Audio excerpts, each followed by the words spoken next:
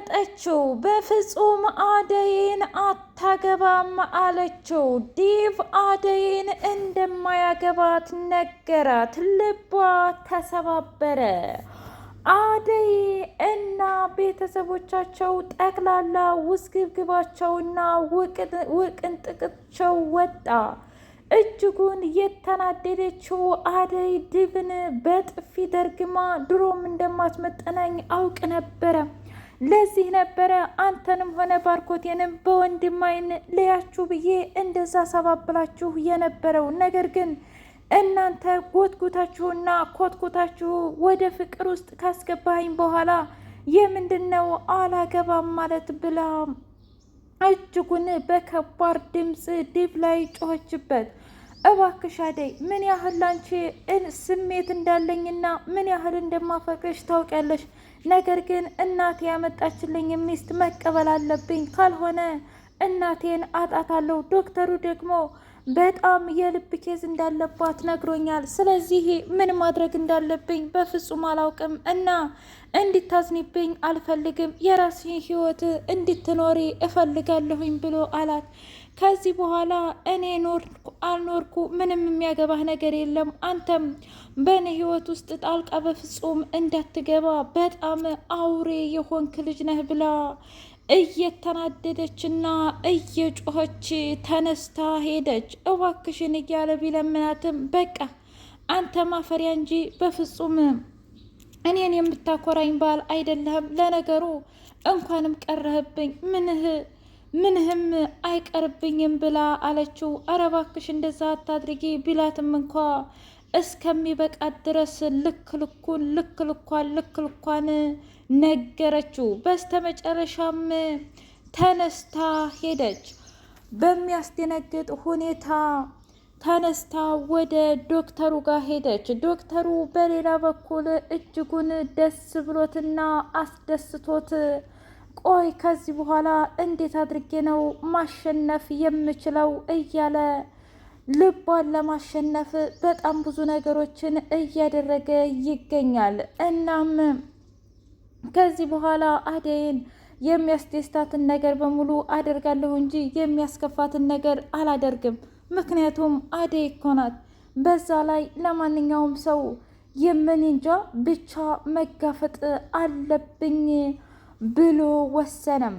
በሌላ በኩል ጀግናው ዳይመንዶ ነገርኩ እኮ ዶክተር፣ የእውነቴን ነው ምልህ፣ አንተ እንደምንም ብለህ እሷን ካሰማመትክ በጣም ደስ ይለኛል ብሎ እንዴ ቆይ አንተ እንዴት አውቀህ ነው እንደዚህ የምትለኝ ብላ አለችው። እንዴ ምን አስበሽ ነው? ለምንድን ነው እኔ ይህን ነገር የማላውቀው? እኔ እኮ ምንም ቢሆን ምንም ዳይመንድ ነኝ ዶክተር። ምን ያህል እንደምታፈቅራትና ምን ያህል ለእሷ ስሜት እንዳለህ ጠንቅቄ ነው የማውቀው። አሁን ግን ፈረሱም ያው እንደገና ደግሞ ሜዳውም ያው ምን ማለት ነው? በቃ ከዚህ በኋላ አንተ የፈለከውን ነገር ብታደርግ እጅጉን ነው ደስ የሚለኝ። እስኪ ተመልከት፣ እሷ እኮ በፍጹም እንሷ ለዲቭ አትመጥነውም። እንደዛ ካዋረደችንና ክብራችንን ዝቅ ካደረገችው በኋላ የእውነት አደይ ሁለተኛ እሱ ጋር የምትሄድ ይመስልሃል እንዴ ብላ አለችው። ኧረ ተይ፣ አዎ የምሬን ነው፣ በፍጹም አትሄድም። በሌላ በኩል ሊሊና ባቡሬ በጣም ተናደውና እሳት ለብሰው እሳት ጎርሰው፣ ቆይ ግን ምን አይነት አረመኔና ጨካኝ እናት ናት የዲቭ እናት? ሰው እንዴት የልጁን ደስታ አይፈልግም ብላ አለች። አላውቅም ሊልዬ፣ ግን ደግሞ ሁሉም ነገር የኔ ጥፋት ነው። ምን ማለት ነው? አላውቅም፣ ብቻ በጣም እያስደነገጠኝ ነው። በሌላ በኩል ፍቅር እንደምንም ብላ ተሰባበከችው በኋላ እታለምን ለማሳመን ወይም የዲቭን እናት ለማሳመን እጅጉን በከባዱ ትጣጣራለች። የአደይ እናት ሰተት ብላ ወደ ሊሊ ጋ መጣች እና ዳይመንድ ጀግናው የተፈጠረውን ነገር በሙሉ ከነገራት በኋላ ምን ማድረግ እንዳለባቸው ወሰኑ። እባክሽ እማማ፣ ከዚህ በኋላ አደይ ወዳ ፈቅዳ እሺ ብላ ያገባችው ትዳር አልሆነም። ይኸው ተመልከች። ከዚህ በኋላ ግን እኔ ራሴ ነኝ የምድራት። ወንድሟ በጣም የሚያፈቅራትና የሚወዳት፣ በዛ ላይ ለሰው የሚጨነቅ፣ ከፈለግሽም መጀመሪያ ያንቺንም ጤና እንደውም በጣም ይከታተልልሻል አይተሽውና በደንብ ከወሰንሽ በኋላ እሱን እንድታገባ እናደርጋታለን ብሎ አለ። ምን እያልክ ነው ዳይመንዴ? እሷ የፈለገችው ዲቭን። ታዲያ ዲቭን ብትፈልግ እንዴት ነው? ዲቭ እኮ እንደማያገባት ዛሬ ጧት መጥቶ አስረግጦ ነግሯታል። ምክንያቱም ከእናቴና ከሚስቴ መምረጥ ያለብኝ እናቴን ነው። እናቴ ለእኔ ብዙ ዋጋ ከፍላለች እያለ ሲያወራ ነበር። ለእኔም ለባቡሬም አውርቶናል። ይህን ነገር ከሰማች በኋላ ነው አደይ እጅጉን ልቧ ተሰባብሮ የታመመችው ብሎ አላት። በጣም ጥሩ፣ እንደዛ ከሆነማ ይህንን ዶክተር የግድ መታወቅ አለብኝ ብላ አለች። ሰላም ሰላም! ውድና የተከበራችሁ የህያ ቤቴ ቤተሰቦች እንዴት ናችሁልኝ? ሁሉ ሰላም፣ ሁሉ መልካም። እኔ እግዚአብሔር የተመሰገነ ይሁን ሰላም ነኝ፣ ደህና ነኝ። ለዚህ ቻናል አዲስ የሆናችሁ ሰብስክራይብ እያደረጋችሁ ቤተሰብ የሆኑ ነበር ቤተሰቦች ስለምትከታተሉኝ እጅጉን አድርጌ አመሰግናለሁ። እጅግ አስተማሪውና አጓጊው ሰራተኛዋ አደይ እንደቀጠለ ይገኛል። እጅጉን የሚያስደነግጠው የአደይ ነገር በጣም ልብ የሚሰብርና እንኩትኩት የሚያደርግ ነው።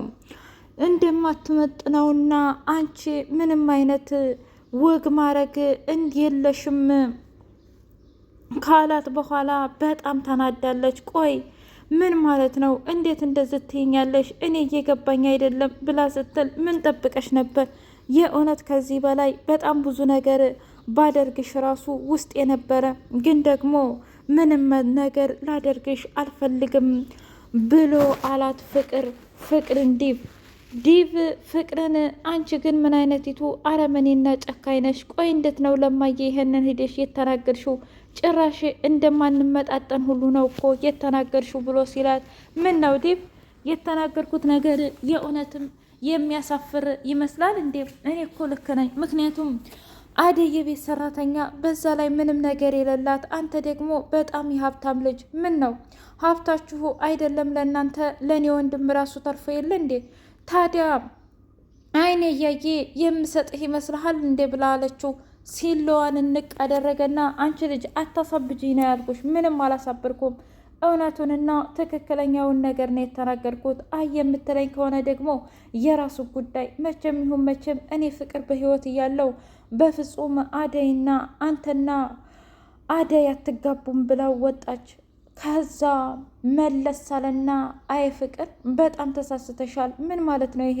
የእውነት አንቺ አሁን አደይና እኔ ብንለያይ እኔ አንቺን የማገባሽ መስሎሽ ከሆነ በጣም በጣም በጣም ተሳስተሻል። ምን ማለት ነው ይሄ ደግሞ?